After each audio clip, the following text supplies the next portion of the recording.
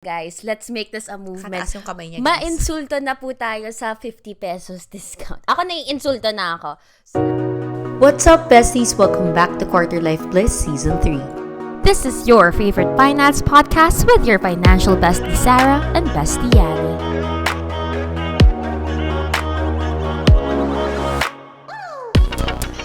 And what's up, you guys? It's me again, Sarah. And Yani. Your financial besties, and for today's topic, we are talking about budol culture, also known as shopping sprees. Culture.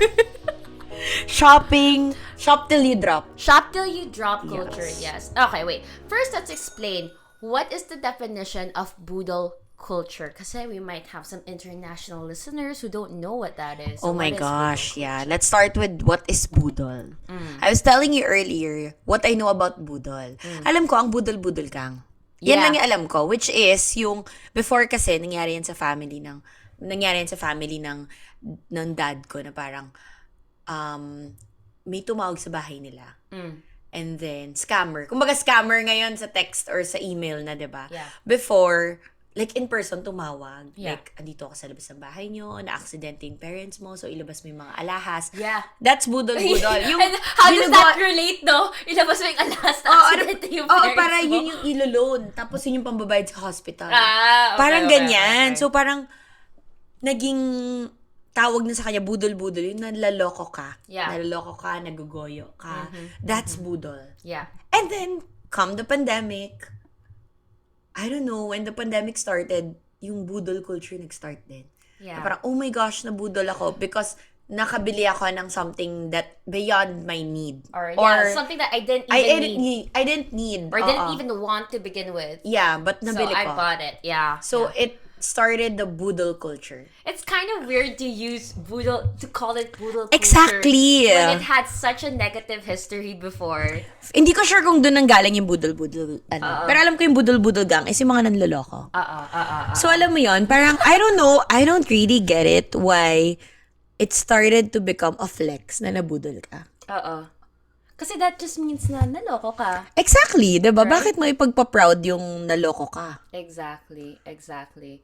So, anyway, so that's what we're going to be talking about, budol culture and shopping sprees, shop till you drop in general. Because since this is a financial podcast, more or less, that's what we're trying to do, Quarter Life Bliss, your financial besties. We want to talk about how it can be very, how shall I say this? It can be very hindering for your growth if you keep falling prey to budol culture. Correct. Kasi nga, you're literally spending money on things. So, can one say that it's technically peer pressure? Oh, yes. Peer pressure to buy things that Definitely, you don't need. especially the communities on Facebook where, I was telling you kanina, diba, na bibili ka sa Weavers. Bibili siya sa Weavers. Oh my gosh, okay. Weavers is the shop where you buy mga K-pop merch. Yes.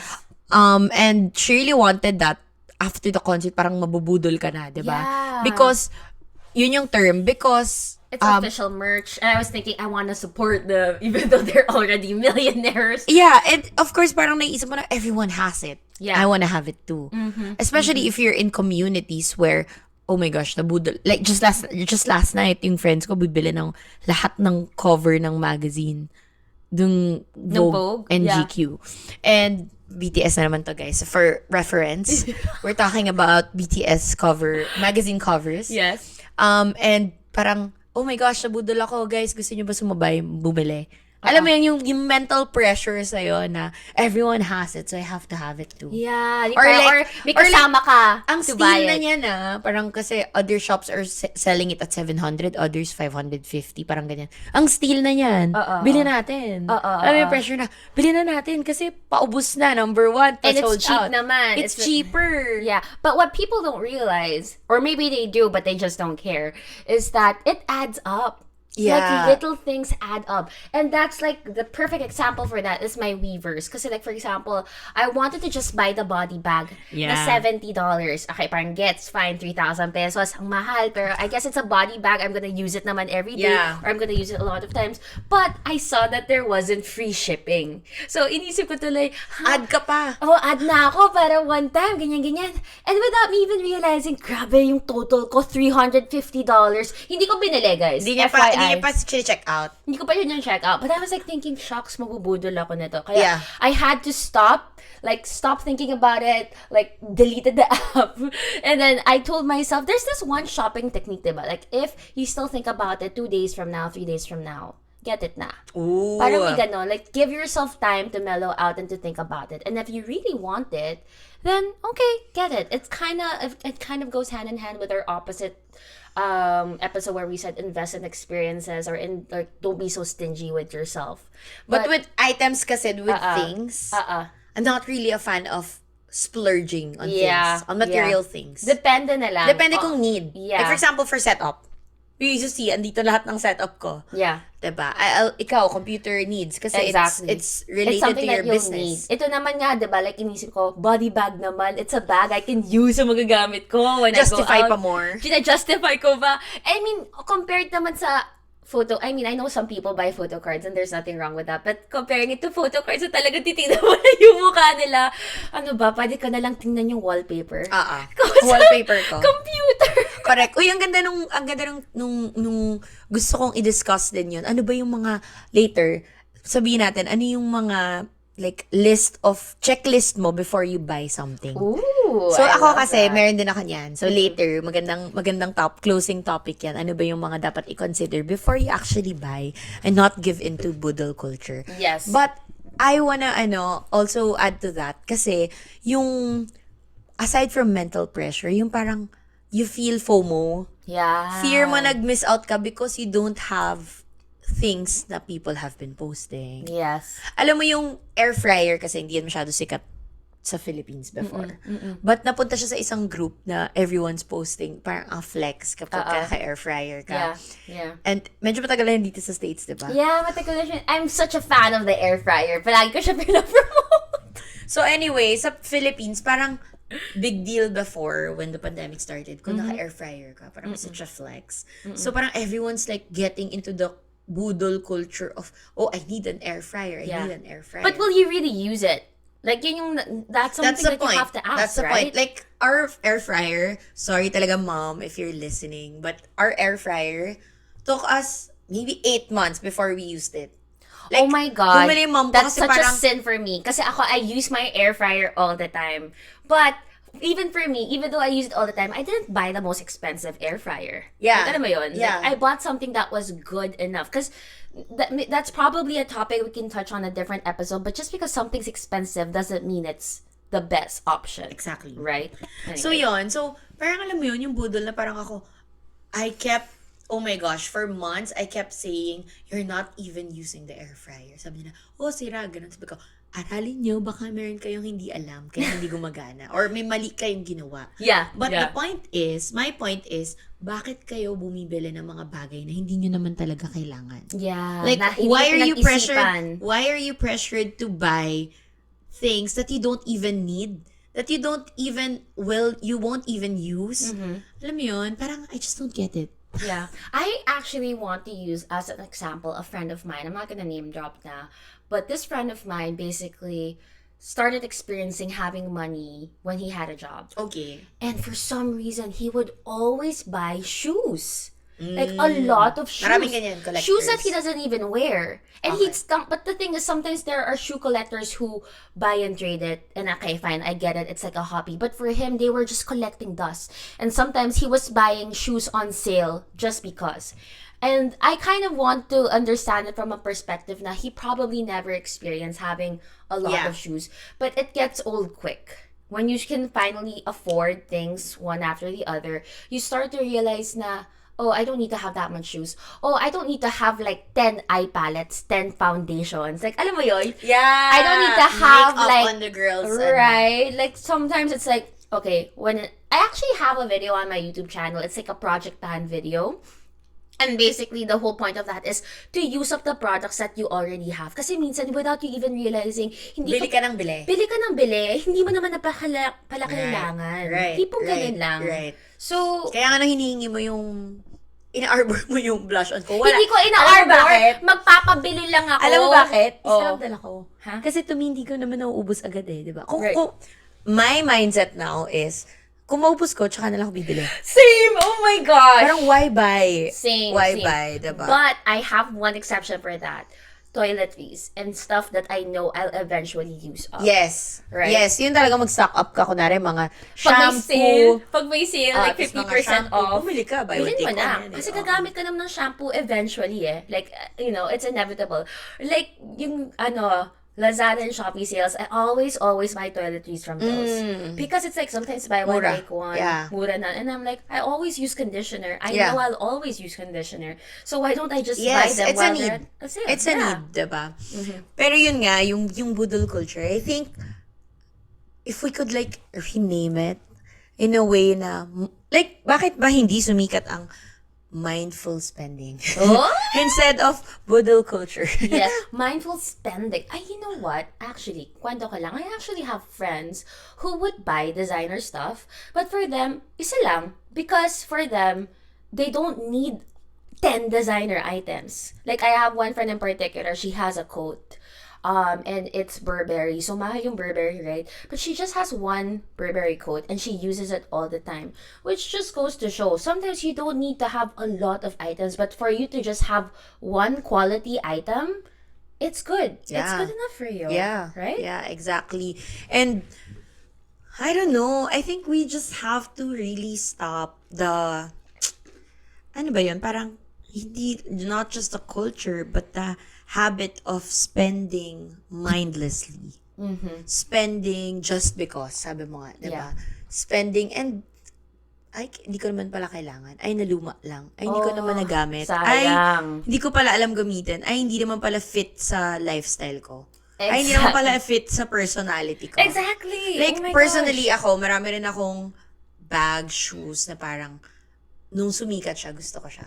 Oo, pero ngayon, hindi mo yung Parang, ginagamit. You don't reach for oh my it. gosh, alam mo yung Cortez, Nike Cortez? Oo. Everyone had that in like I would say 17, 18. Eh di ako naman, gusto ko din.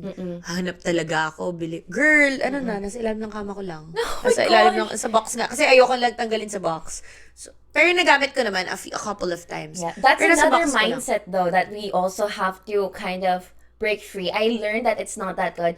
You're always trying to preserve something for a special occasion. When Yeah. in fact, every day is a special occasion. Should be. So Especially use it. during this lockdown, Yeah. I realized na, kailan ko pa masusuot yung damit na binili ko last year? Eh, magla-lockdown. What if this pandemic goes on for 3 years, for 10 years? Hindi ko na nagamit yung, kaya even if like online lang, nakabisa ko. Alam mo yun, kasi parang hindi ko naman magagamit na yan. Yung mga ganyan. Girl, minsan online lang naka-perfume ako. Di ba? Para lang maamoy ko sarili ko. So, amin ko lang. Wala ngayon. Wala ngayon, Wala guys. ngayon. Ano Na-prove ba? ko, wala ngayon. Pero, yun, parang, I think, I wanna discuss, ano yung mga, parang list mo, you mentioned kanina, before you buy something. You go first. Okay, ako, You go first. ang ganda nito, favorite ko to. First one is, if I can afford it 10 times cash. Oh my gosh, I have something like that. But sa akin, 3 times lang. Yeah. 3 times Sabi nga cash. daw, OA daw 10 times. Pero, Oo, yung 10 times, girl. 10 times talaga ako, girl. Bago ko bilhin. Ang saya. So, hindi ko nabibili yung mga gusto ko. Kasi, yun yung unang kong rule. Like, kailangan ma-afford ko siya 10 times. So, buying concert tickets, nag-compute muna ako kung afford ko siya 10 times. So, na-afford mo nga ba 10 times? Or? Of course. Ah? And then, next is, can I buy it if double yung price? Will I buy it? Alam mo yun? Well, kunwari, bili akong coffee. Kung $6 yan, bibilin ko ba siya at $12? Will I still need coffee if it's I've 12? never Parang I've iniisip never ko yun. practiced Kasi that. parang, need mo ba talaga? Parang challenge ko yung sarili ko. Number 3 is, eto natutunan ko kay Chris Aquino. Chris, baka naman Mama nakikinig- Chris. Baka naman nakikinig ka sa amin. Chos. Nakutuko ko kasi sa kanya kasi sabi niya, Parang, when she buys daw expensive, like, for example, I remember her example was an expensive pair of pants. So, dinivide niya, kunwari, $200 yun. Dinivide niya, ilang beses ko kaya ito masusuot in 1 year? Oh my gosh, ganyan din ako. So, you're thinking now, let's say, $200 ang pants niya. Pants niya yun, hindi naman ang pants natin. Kunwari, pants niya, $200. Sabi natin, 10 times siya susuotin. So, every time susuotin niya, $20. Okay ba yun sa kanya? If okay sa kanya, then go ahead, bibili niya daw. So, I had that mindset. Like, for example, buying a laptop. In a year, ilang beses ko ba siya gagamitin? 365 days. Yeah. Diba? So, in a year, I'm spending how much per day for that laptop that I bought. Yeah. Same with the camera that I bought. Yeah. Same with the mic. Every gadget that I have, lagi ko iniisip, ilang days ko ba siya gagamitin? The reason why I bought my mic and my super gandang standee, tissue standee. Tissue box. Kaya ako bumili ng mic at nag-podcast. Kasi sabi ko, kailangan ko ma-ROI itong mic ko. Diba? So, I started creating contents because sabi ko, paano ko ma-ROI? Gusto ko talaga ng pink na mic. Paano ko siya ma-ROI? Diba? Na pag binili ko siya, babalik sa akin yung pinangbili ko niyan. Parang, it's always a rule for me now to divide how many times I'm gonna use it. So, when I bought this, sabi ko, okay, gagamitin ko yun kasi mag-YouTube ako, magpa-podcast ako. Yeah. At magbebenta ako ng courses online. So, gagamitin ko talaga yung mic. Exactly. So, alam mo yun, parang it's easier to spend that way because, hindi naman it's easier to spend, but because mas justify mo sa sarili mo. Yeah. Yung bibilin mo. Ito yung last kong rule.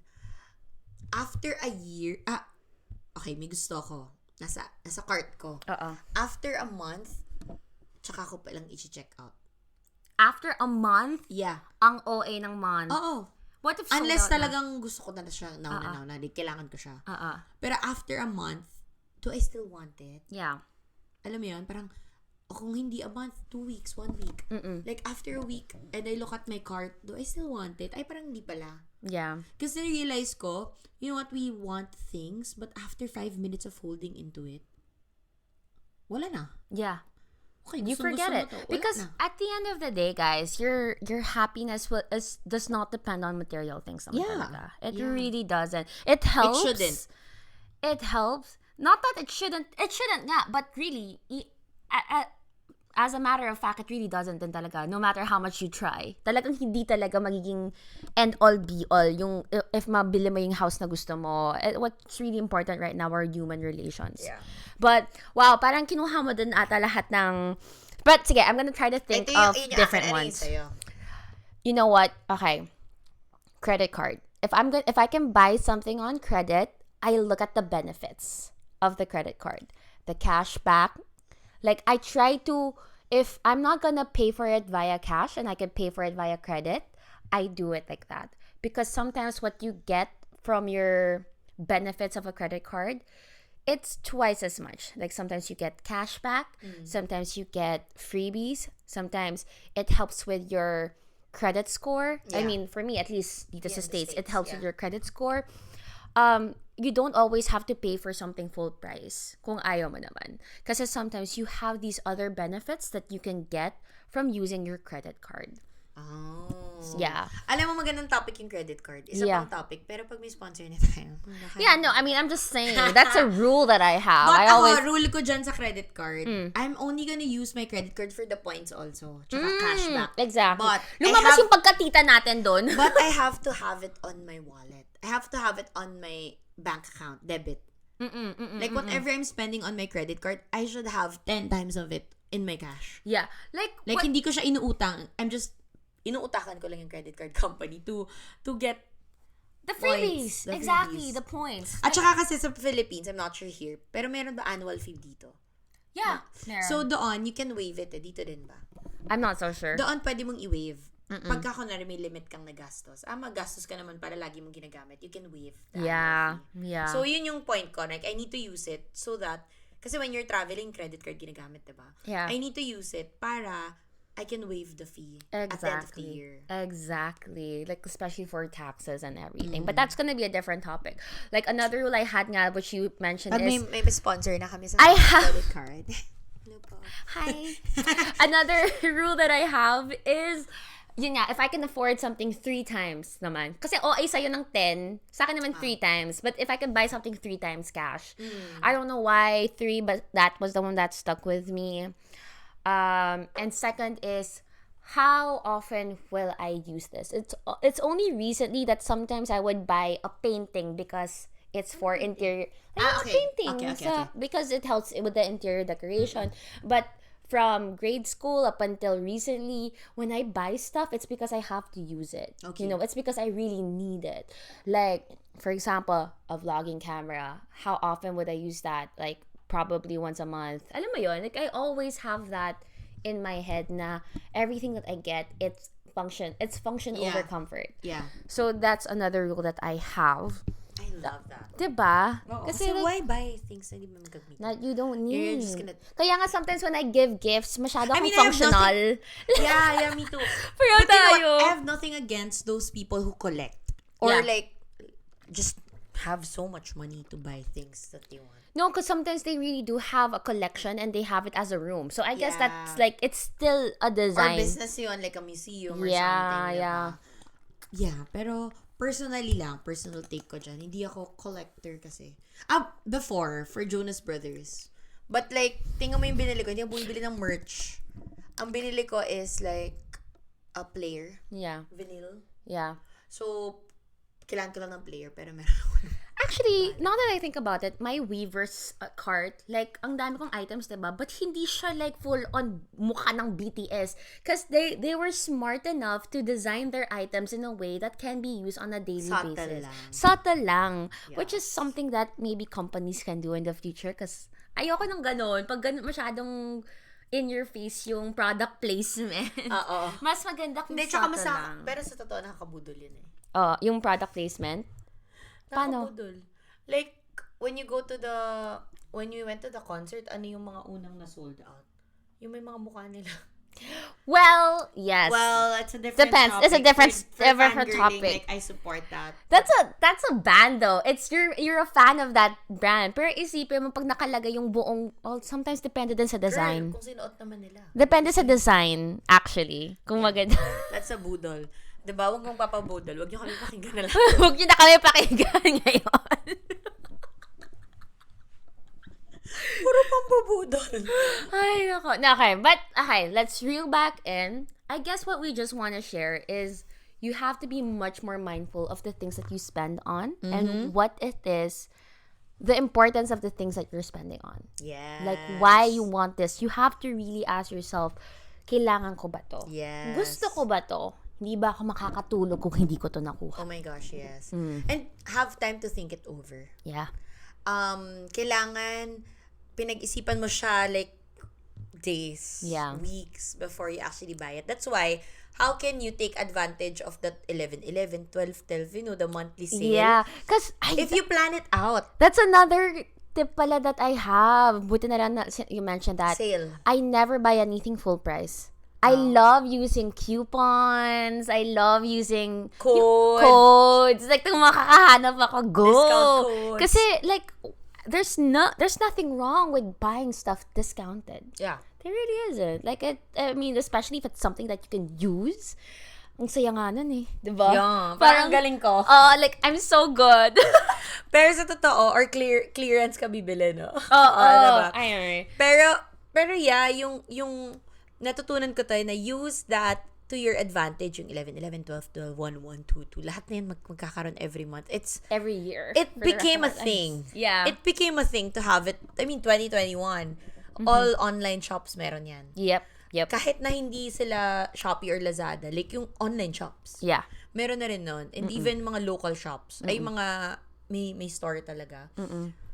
Use it to your advantage in a way na, okay, be smart enough. Like, okay, there's 11/11 and I need to buy this. So, para kunin ko lang yung free shipping, for example. Or, like, I get the extra 10% discount. Yeah. But make sure lang that you're not buying into the pressure of, kasi when that started talaga monthly, Diyos ko, parang kailangan may minsan you'll buy random things, diba? Parang kailangan may i-check out, gano'n.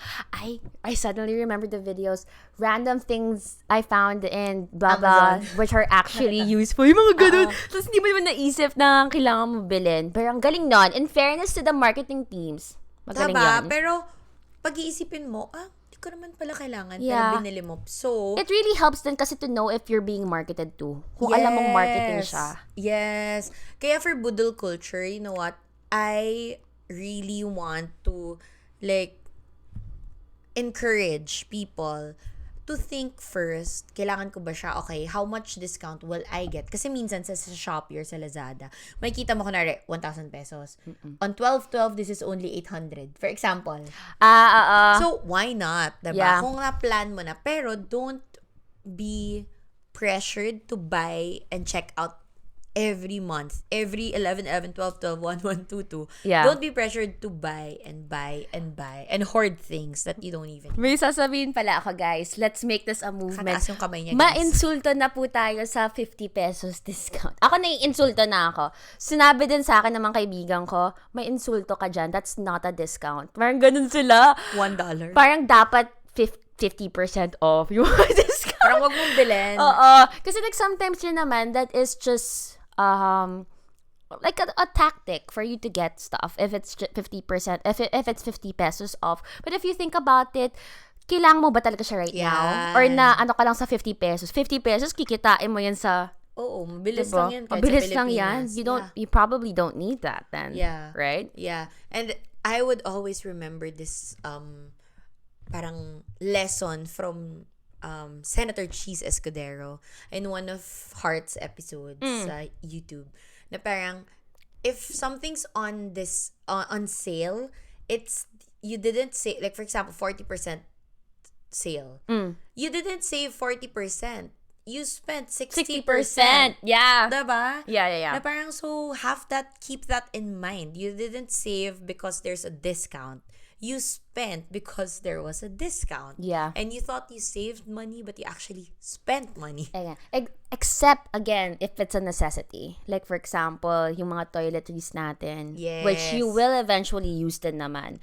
But if it's mga need yan, mga need. Yeah, they're needs. Pero for example, bibili ka ng bag. Kunwari, 100,000 yung bag, tas ngayon, 80,000 lang. Wow, nakasave ako 20,000.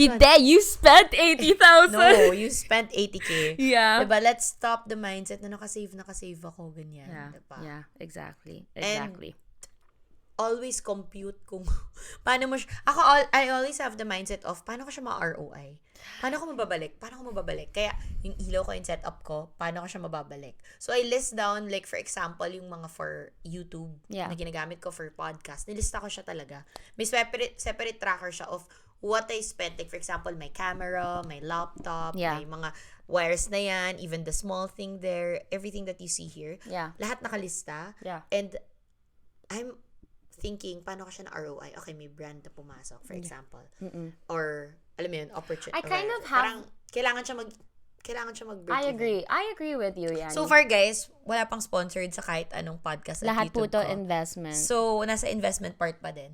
So, I think it's more of thinking, is it an investment? Or is it spending lang? Alam mo yun, parang I kind of have the same mindset with you, especially back when I was in the Philippines. But right now, it's more of like, how many hours of work is this? Ooh, for the everyday individual. I'm an everyday individual now. I'm a working woman. Dito kasi per hour kinikita. Per hour. Like, parang ako inisip ko, that's 2 hours of work. Worth it ba? Ayoko magtrabaho ng 2 oras. Di mo ganon. Yeah, then it kind of gives you much more of a perspective. I think in the Philippines, you have to think, isang buwan ko yung sweldo. Yes. Diba?